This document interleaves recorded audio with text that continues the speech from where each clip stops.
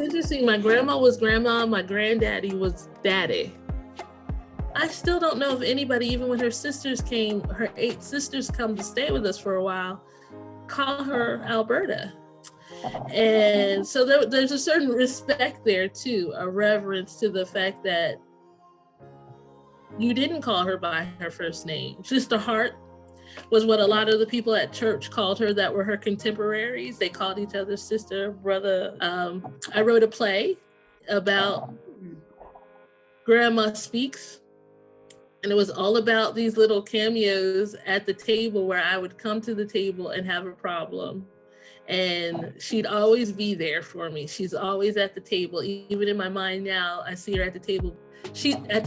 One thing she told me was about the need to be honest with people. And sometimes that might mean get to laughing. And while you're laughing, tell the people what you want them to know. And then just, to kind of lighten the mood. For me, it's my uncle, late uncle. And ever since I was little, I had a really hard life growing up. But he was always there to guide me.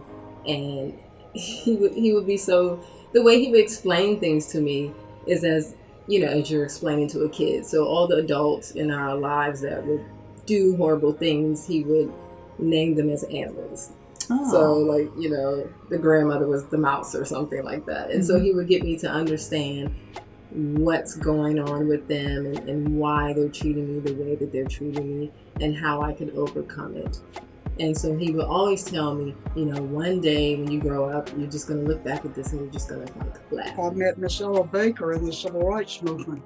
And one of the things she taught us was the people who hurt the most are the ones who tell us what to do, and which is to help them not hurt so much. So instead of sitting up in our classrooms and designing a program about what we would do, we would go out and find the people who hurt the most by racism, and then we would do what we could to alleviate their pain. And so these two women, in their own ways, taught me the same thing, and I have carried their lessons through life. My scariest moment, and this is going to make all of y'all's hair rise when I tell y'all this. One day they was having a Klan rally right on the outskirts of our town. My brother-in-law, 2 of my cousins, and his niece, my brother-in-law took us over to the Klan rally.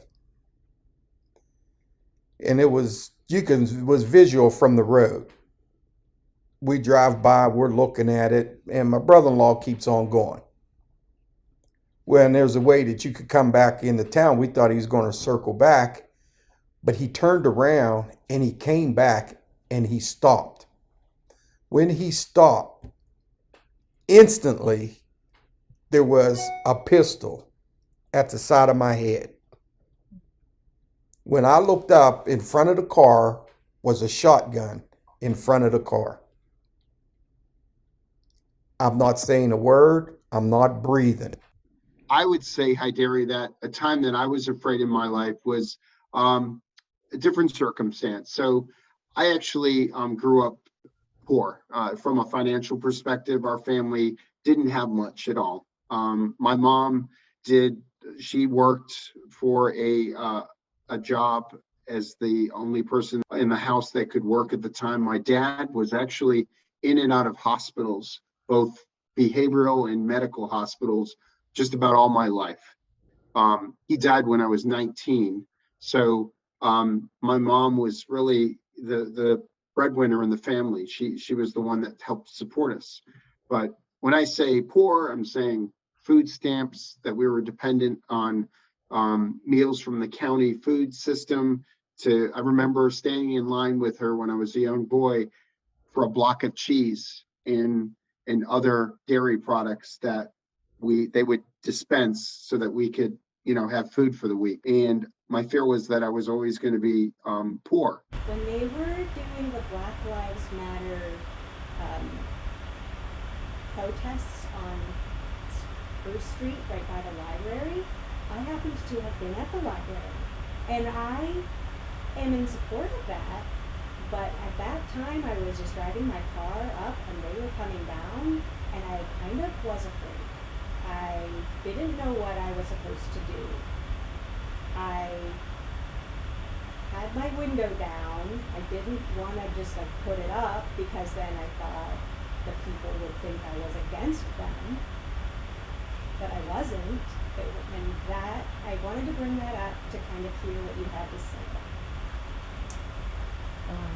I didn't know what to do. Was you afraid because there was a lot of black people there, or was you afraid because you never been around that so much black people, or were you And there just afraid? were, it wasn't just black people there, of course. There were white people in support. In the parade too, and I didn't want to get anybody upset with me. I haven't been like around a lot of black people neither. I've been around white people.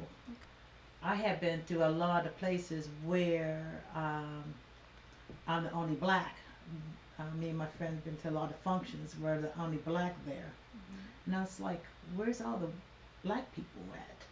You know, am I supposed to be here, or you know what I mean, or because I'm the only black here, you know what I mean? I just had this profound feeling of separation. I have black friends, I love them, but it was all at school. And away from school, click, it ended. The town was segregated. I don't know what the fears, and I know that Toni Morrison said she thought racism was a division in the South, like it's a pathology. That she said psychiatry or psychology seems strangely uninterested in, and that was a long time ago. I think it's you probably know as a psychiatrist. I think it's probably still a safe thing to say. Yeah. That, you know, like there's some division in the South. You know, what is it? I've been at the utility company that I worked at for 5 years. I got my first supervisor's job. One of the older gentlemen was going to be retiring. That was his last meeting. And unbeknownst to him, we had taken up a collection to buy him a fishing pole because he loved fishing and he was going to be fishing in retirement. And at the end of the meeting, before we left, the manager presented the retiring employee with the fishing pole. And as soon as he presented him with the fishing pole, the retiring manager laughed and said, "I knew there was a nigger in the woodpile somewhere the way you guys were sneaking around here." So once again, I'm humiliated and I'm angry. My mother-in-law, who was an absolute delight, I used to go to church with them because there's nothing to prevent a Muslim from going to church. I mean, we accept all religions. So I used to go to church with them, and the minister was railing on about Muslims and how such bad people we were.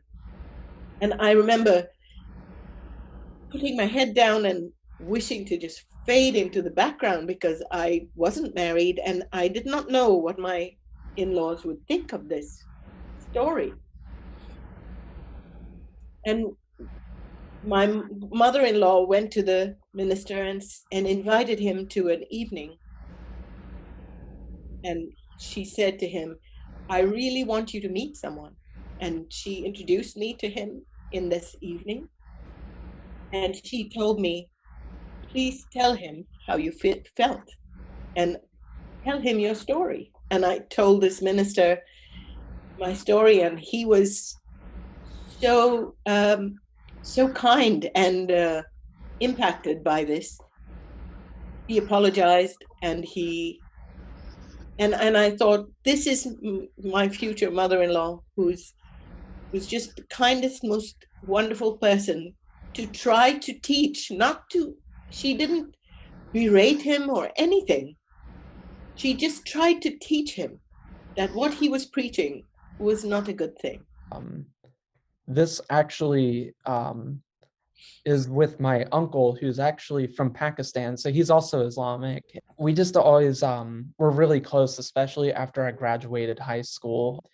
the time that I really felt most kind of connected with him was when I did come out to my family, and I had not told him directly, but he had heard, just through my mom and aunt. Like, obviously we're all close enough that they, he found out within a few days, and he had texted me individually and told me that he had heard that I came out, and how, just that he was proud of me for being who I am, and that it never changed anything on the way that he sees me. So I think it's just kind of the way that we do have such different backgrounds, but we get along so well, and it's not at a level of just tolerating each other. It's like an actual genuine care.